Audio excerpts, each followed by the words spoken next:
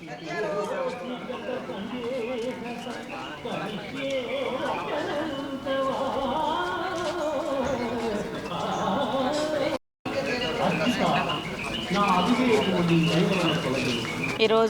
ఉదయం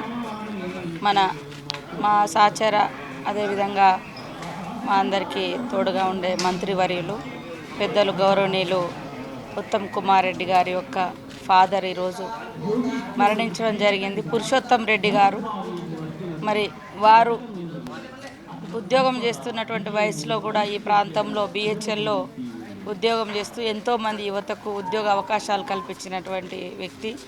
అదేవిధంగా సాగర్ సిమెంట్ సంబంధించినటువంటి అభివృద్ధిలో కూడా వారి యొక్క పాత్ర చాలా కీలకంగా ఉంది.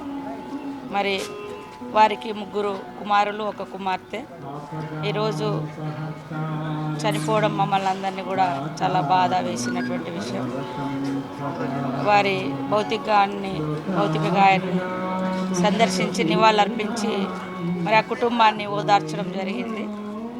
ఆ కుటుంబానికి ఉత్తమ్ కుమార్ రెడ్డి అన్న కుటుంబానికి మేమందరం ఎప్పుడూ కూడా తోడుగా ఉంటామని, అదేవిధంగా పెద్దలు స్వర్గీయ పురుషోత్తం రెడ్డి గారి యొక్క ఆత్మకు శాంతి కలగాలని మనస్ఫూర్తిగా కోరుకుంటాం.